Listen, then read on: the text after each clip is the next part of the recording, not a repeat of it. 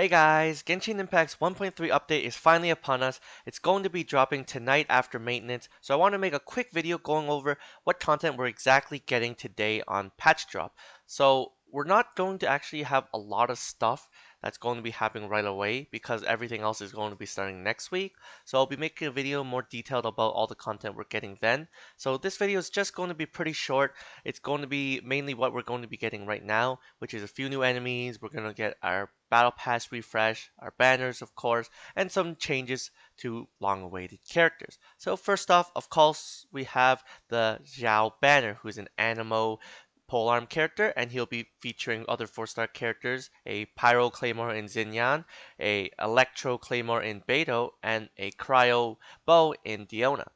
And his banner will last only 2 weeks to February 17th, which means we're going to be likely getting 3 banners each cycle now, as every version update is around 6 weeks, so that means we're going to be getting every banner every 2 weeks. And we already have a new announced one, which is Kaching, who will start right after Xiao, which leaves room for more reruns in the future of limited characters or even standard characters like Diluc and Jean. Now, to accompany Xiao's banner, we'll also be getting a weapon banner, of course. The Primordial Jade-Winged Spear is already in the game, and it's the best in slot for Xiao. And also, we're going to be getting a Primordial Jade Cutter for the next banner character, Kaching. This looks like a pretty decent weapon. This banner will last until the 23rd of February, and will also feature the Eye of Perception, the Flute, Sacrificial Greatsword, Rust, and the Favonius Lance as 4-star rate-up weapons as well. And as usual, following that, we're going to be getting the Lanternlit Sky Battle Pass renewal. Like usual, Battle Passes last 5 weeks, this one ending on March 15th. And there's only going to be one major change to the Battle Pass, which is quite good, but doesn't really address free-to-play concerns. But for general users who buy the Battle Pass, this is going to be pretty nice. The Battle Pass will now include 1 times Fragile Resin in the reward track for every 10 levels in the Battle Pass, meaning that when you max out your Battle Pass, you'll be getting 5 times Fragile Resin for the worth value of 300 total resin, which is pretty nice as you can use it and spend it on whatever you wish to do. And also they've mentioned before in the game that mostly all future events won't require resin. Like our old events, some co-op ones required resin to redeem rewards, while all these new ones will just be do it as you will. Only resin costing stuff will be your standard domains and ley lines and whatnot, and they're trying to reduce the amount of resin we're spending. So this is a very good change overall. So what are we getting actually content-wise? Actually, this week is going to be quite light on content. We're only going to be getting 1 event and 2 new monsters, and everything else will start on February 10th actually with the huge Lantern Rites Festival event, which coincides with Chinese New Year's, unsurprisingly. But without further ado, we're getting the 5 Flushes of Fortune event, where you collect photos each day taking pictures with your Curious camera that you get from this NPC called Ji Tong.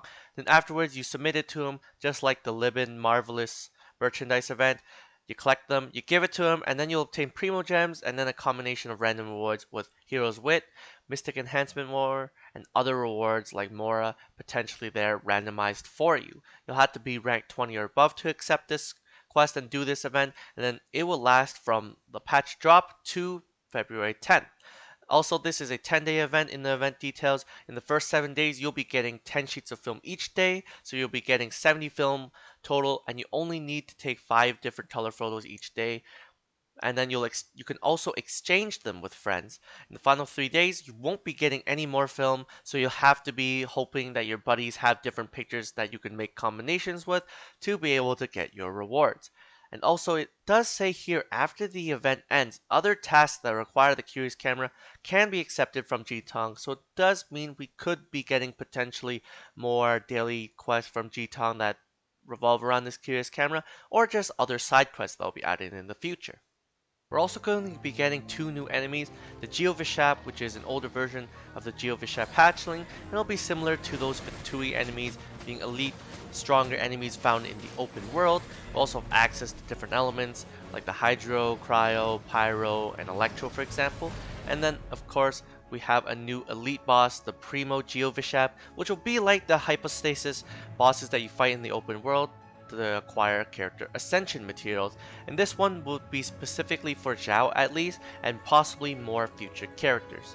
Gimmick with this boss though is that when they do this attack called the Primordial Shower, you actually, if you are protected by a shield, you will reflect some damage back, and if the shield is the Geo type or the same element as the boss itself, you will reflect even more damage. And that's basically this week, content-wise at least. 2 new enemies, of course we get our banner updates, the battle pass refresh, and 1 new event. And then the major stuff will start next week. But we also are at least going to be getting new Gadget, a parametric transformer, allowing us to convert our enhancement materials into character XP materials, level up materials, and weapon ascension materials by placing them inside the transformer, as well as a new achievement, Transmutation Nuclide, a new consumable, which is the Dust of Azoth, which allows you, when using the crafting bench, to convert the elemental type of your character ascension material into another one.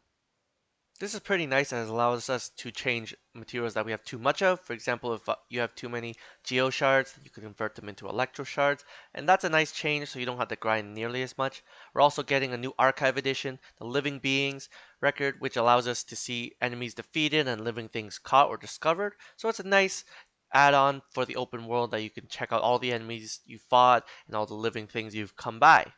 And as well as that, we're getting controller support added to iOS 14 and above, which is pretty good as playing on the phone sometimes can be hard on smaller devices. As well as that, we're finally going to be getting long-awaited changes to our boy Zhongli and also the element for Geo. So now his holding E skill will also summon a pillar if the max hasn't already been reached, and also the shield, instead of absorbing 250% of Geo element more effectively, it's going to be absorbing all elements and physical damage 150% more effectively, making Geo a good all-around character for shielding anything, instead of just being a Geo shield, which was kind of weird and awkward. And also, while shielded by Zhongli's Jade Shield, you will decrease elemental and physical resistance by 20% in a small area, which is really huge for damage dealers. Though it does not stack with things like Venti, for example, it's still a great change for those and will add a lot of potential extra damage for most characters, especially when you hold E, you shield Zhongli, you get your Stone Pillar out, and then you swap out to your DPS, and you'll do massive damage as you will have the elemental reduction or physical reduction.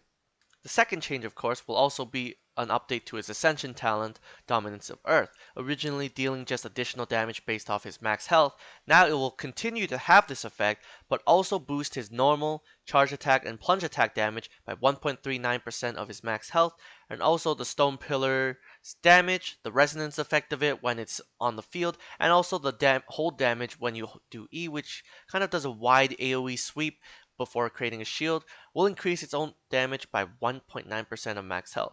These are all nice changes overall to Zhongli, but it still doesn't fix some of his long-standing problems, and it doesn't really buff his damage all that much, but does solidify his position as a pretty strong support, as you can put his shield on, drop a pillar right there with just one hold of an E, and then you swap into your DPS character and do massive damage as they'll have reduced resistances to all elements and also provide you with a much stronger overall shield.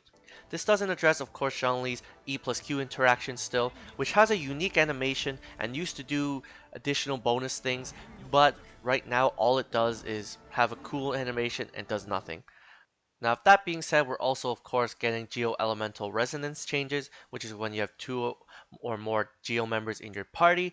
Now, instead of getting increased resistance to interruption, you're going to be getting increased shield strength by 15%, and while protected by shield, you still have the 15% damage bonus, and also dealing damage now will decrease their Geo resistance by 20% for 15 seconds. For Geo shields like Zhongli's, of course, mentioned before, and Noel's, and Geo shields that you produce when you pick up a Geo Crystal dropped by Geovishap Hatchling, instead of having the 250% Geo Absorption, it's going to be overall all-arounder shield, 150% physical and elemental damage absorption, which is a very nice change again.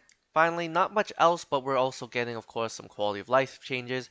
Mona's talent, Illusory Torrent, allows you to use it more quickly, so it's like the case with other characters who can sprint, while hers is more unique as she kind of disappears. New animation for Kaya.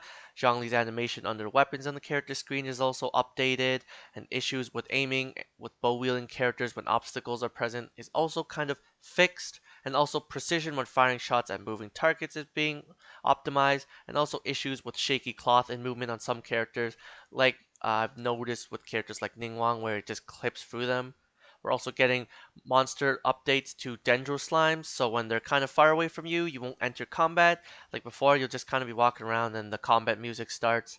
And finally, of course, the Spiral Abyss changes as we always get our Spiral Abyss refresh. So the monster lineup on floor 12 will also be updated, and the leyline disorders are also being adjusted to, for this floor only, the leyline flow will be normal and no leyline disorder. So you can bring basically whatever you want.